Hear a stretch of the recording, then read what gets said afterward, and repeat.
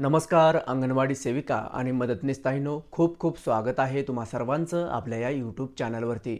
तब्बल 23 वर्षानंतर महिला व बालविकास विभागामार्फत एक अतिशय महत्त्वाचा निर्णय प्रसिद्ध झालेला आहे। आता हा नेमका निर्णय कशा संबंधित आहे हे आपण या व्हिडिओच्या माध्यमातून सविस्तर जाणून घेऊया, त्यामुळे तुम्ही हा व्हिडिओ अगदी शेवटपर्यंत पाहायचा आहे।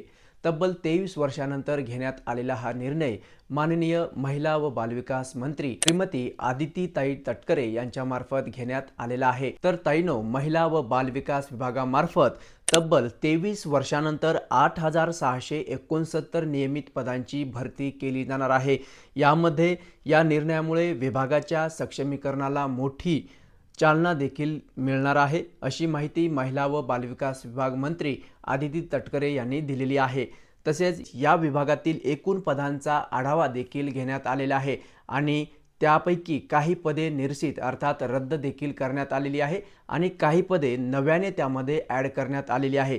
नव्याने ॲड करण्यात आलेली पदांची संख्या जर आपण पाहिली तर 165 पदे नव्याने ॲड करण्यात आलेली आहे। त्यामुळे सर्व विभागातील एकूण 8669 पदे नियमित पदे भरण्याची या ठिकाणी मान्यता मिळालेली आहे।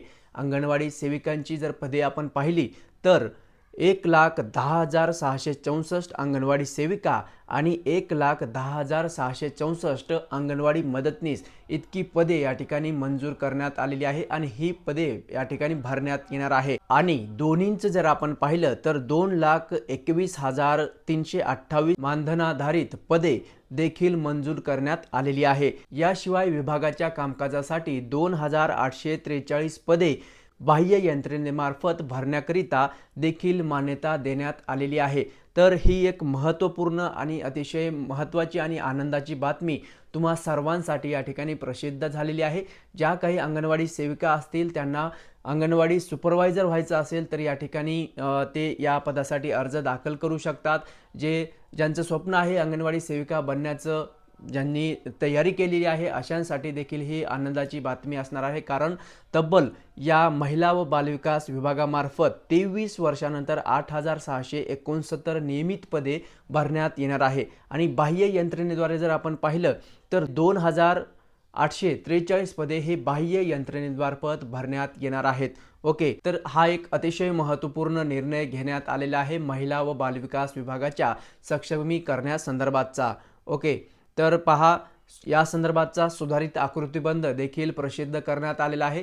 तो सुधारित आकृतिबंध कशा पद्धतीने आहे, किती पदे मंजूर झालेली आहेत, कोणती पदे आहेत, हे सर्व माहिती जी आहे ते आपण नवीन व्हिडिओच्या माध्यमातून तुमच्यापर्यंत पोहोचवणार आहोत। त्यामुळे जर तुम्ही नवीन चॅनल पाहत असाल चॅनलला जरूर सबस्क्राईब करायचं आहे, कारण अंगणवाडी सेविका आणि मदतनीसच्या संदर्भाच्या ज्या काही अपडेट आहेत ते आपल्या चॅनलच्या माध्यमातून मी तुमच्यापर्यंत शेअर करण्याचा नक्कीच प्रयत्न करणार आहे। त्यामुळे भेटूयात नवीन अपडेट घेऊन नवीन व्हिडिओच्या माध्यमातून। तुर्तास आपण या ठिकाणी थांबूया। धन्यवाद।